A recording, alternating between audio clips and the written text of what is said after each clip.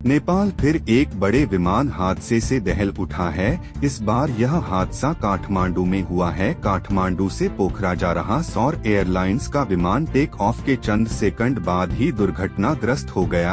यह हादसा सुबह तकरीबन 11 बजे हुआ और विमान में कुल 19 लोग सवार थे, जिसमें 18 लोगों की मौत हो गई, जबकि पायलट एम शाह के गंभीर रूप से घायल है। हादसे में मारे गए 17 लोग सौर एयरलाइंस के स्टाफ थे, बाकी के 2 क्रू मेंबर्स थे। सौर एयरलाइंस का दुर्घटनाग्रस्त विमान 9 मई पूरी तरह से मलबे के ढेर में तब्दील हो चुका है। काठमांडू पोस्ट के मुताबिक हादसे के तुरंत बाद पुलिस और फायर फाइटर्स की टीम घटना स्थल पर रेस्क्यू ऑपरेशन के लिए पहुंची। न्यूज एजेंसी पीटीआई के मुताबिक एक सुरक्षा अधिकारी ने बताया कि क्रैश के बाद विमान में आग लग गई थी, जिस पर फौरन काबू पा लिया गया। घटना स्थल से सामने आई तस्वीरों में धुएं का गुब्बार उठता दिख रहा है।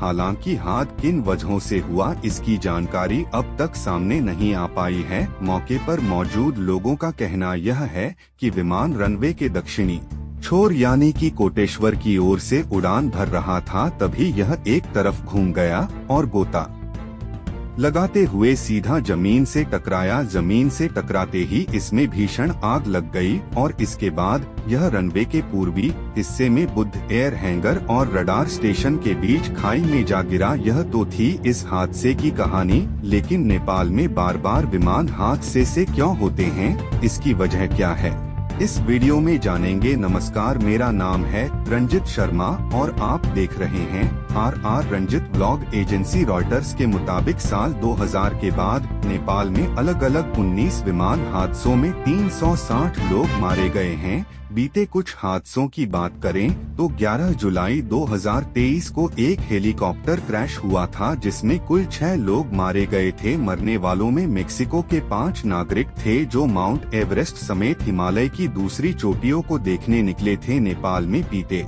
3 दशकों में सबसे बड़ा हादसा 15 जनवरी 2023 को हुआ था। पोखरा एयरपोर्ट पर लैंडिंग से चंद सेकंड पहले यति एयरलाइंस का ATR 72 प्लेन क्रैश हुआ था, जिसमें सवार सभी 68 यात्री और 4 क्रू मेंबर्स मारे गए थे। लैंडिंग से ठीक पहले विमान पहाड़ी से टकराया और खाई में जा गिरा। पोखरा हादसे से पहले 29 मई 2022 को तारा एयरवेज का विमान क्रैश हुआ था, जिसमें सवार सभी 22 लोगों की मौत हो गई थी। भरने वालों में 16 नेपाली, 4 भारतीय और 2 जर्मन नागरिक थे। पोखरा से उड़ान भरने के 15 मिनट बाद यह विमान काठमांडू के पास क्रैश हुआ था। 27 फरवरी 2019 को पूर्वी नेपाल में खराब मौसम के चलते एक हेलीकॉप्टर क्रैश हुआ था, जिसमें नेपाल के पर्यटन मंत्री समेत 7 लोग मारे गए थे। बीते 5 सालों में नेपाल में 5 विमान दुर्घटनाएं हुई। अगर इनका औसत निकाला जाए तो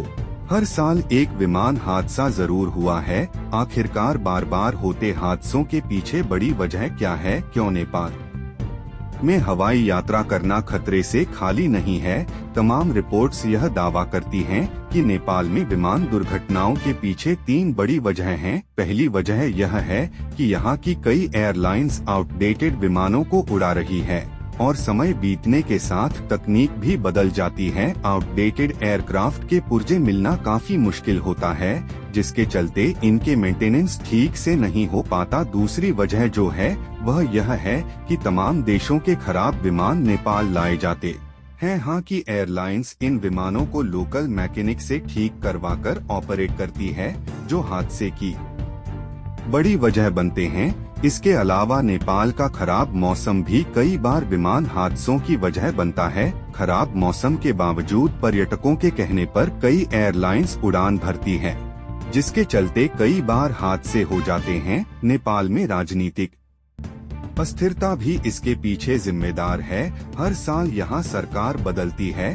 जिसके चलते एयरलाइंस और टूरिज्म को लेकर कोई ठोस फैसले नहीं हो पाते। नेपाल सरकार के पास फंड की भी कमी है, जिसके चलते लंबे वक्त से नए विमानों की खरीद नहीं हो पाई है।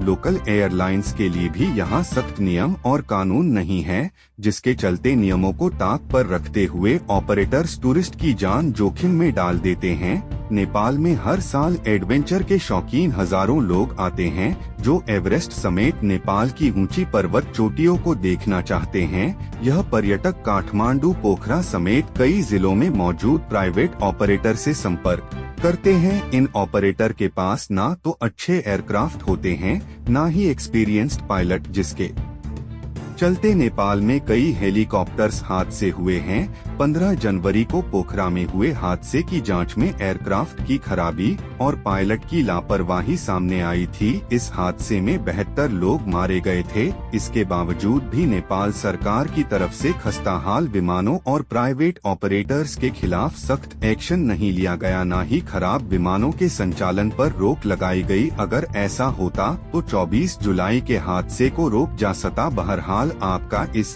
वीडियो पर क्या कुछ कहना है, हमें कमेंट बॉक्स में जरूर बताएं। बाकी देश और दुनिया की तमाम बड़ी खबरों के लिए बने रहे हमारे साथ RR रंजित व्लॉग पर।